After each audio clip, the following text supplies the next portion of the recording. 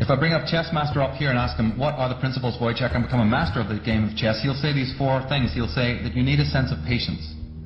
Now, if you don't have patience, don't even try to begin the game to learn it. He'll say you need a sense of timing.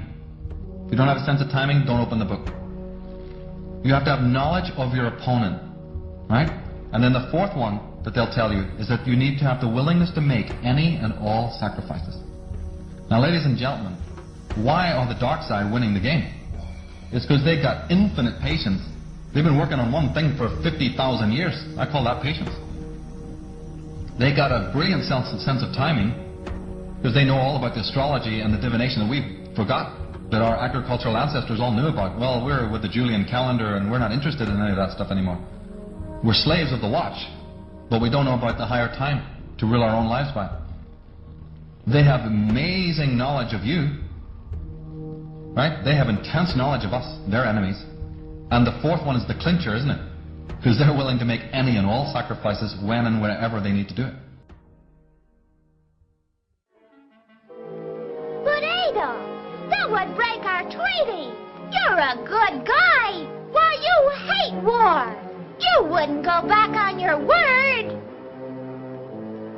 Are you kidding?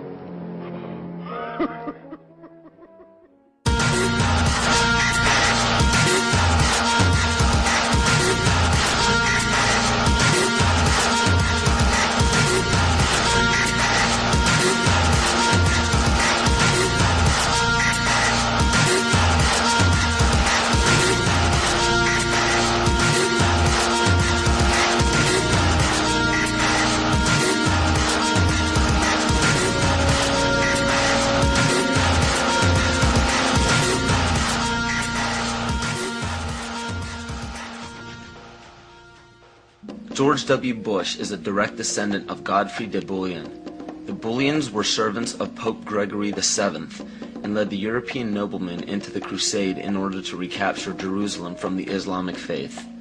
He became the first king of Jerusalem and Duke of Lower Lorraine, which was known as a major region for the bloodline linked to the Illuminati. Bush is closely related to every European monarch. He is the 13th cousin of Queen Elizabeth and Prince Charles.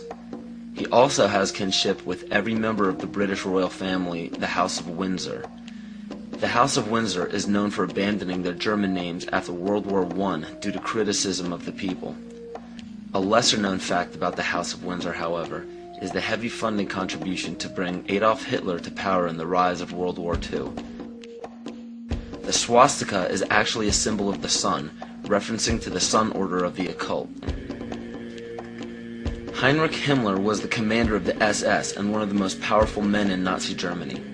Himmler was a seventh-ray occultist and was very influenced by the book Astara by George Luhns, who was an Austrian mystic. This occult book mapped out the plan for a cleansing of ethnicities and bringing about one race, and to revive the ancient tradition of the Knights Templar of the Middle Ages. The Knights Templar were a group largely killed off by the French monarchy. The remaining Templar created many Masonic orders and secret societies throughout Europe, from which the Illuminati is believed to have originated.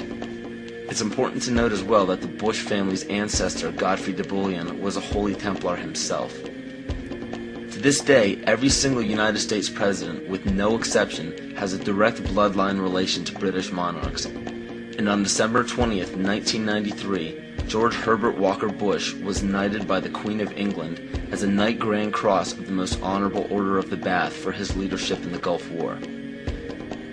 Does it strike you as odd that our president, our leader, kneeled before the Queen of England in a ceremony that symbolizes allegiance?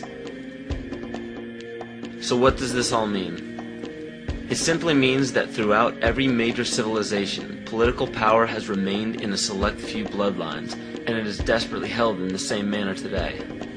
It is openly admitted to the public that major leaders worldwide are part of secret fraternal orders or secret meetings.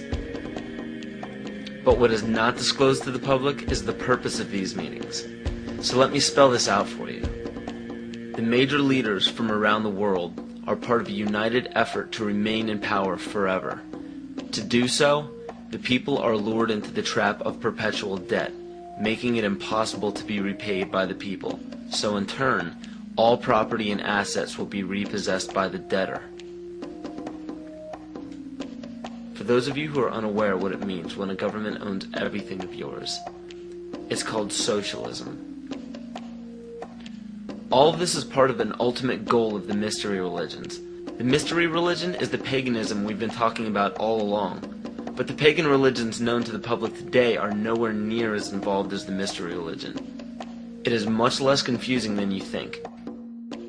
Try to imagine this practice as less of a religion and more of an ambition.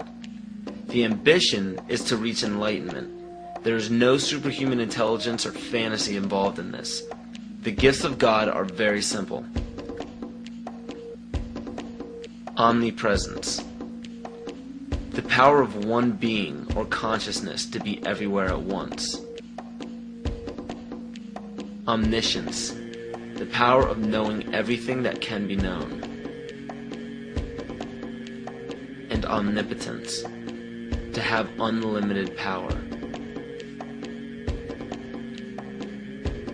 We see all of this today. It cannot be denied.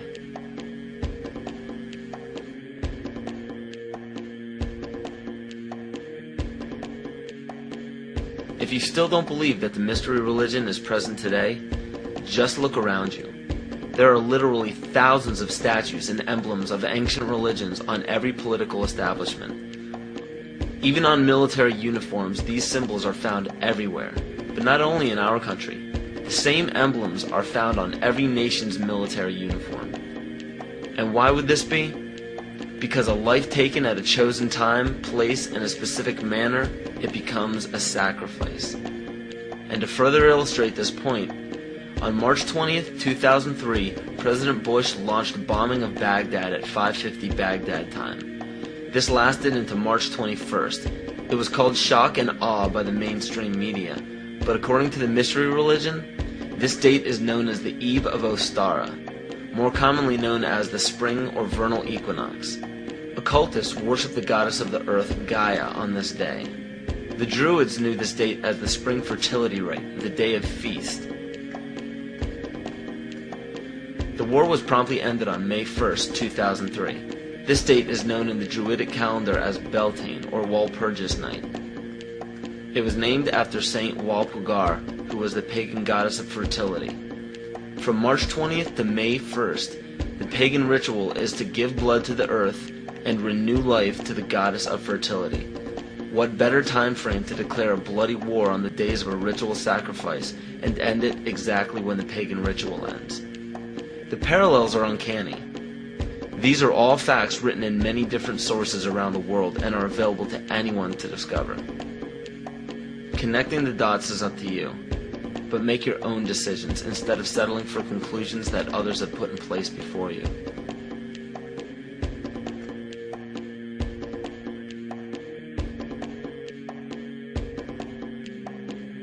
The right answers are what you decide are the right answers. Maybe everything I'm telling you is wrong. I mean, I can tell you what I think happens to be more or less right, but there isn't any reason why you should pay any attention to it.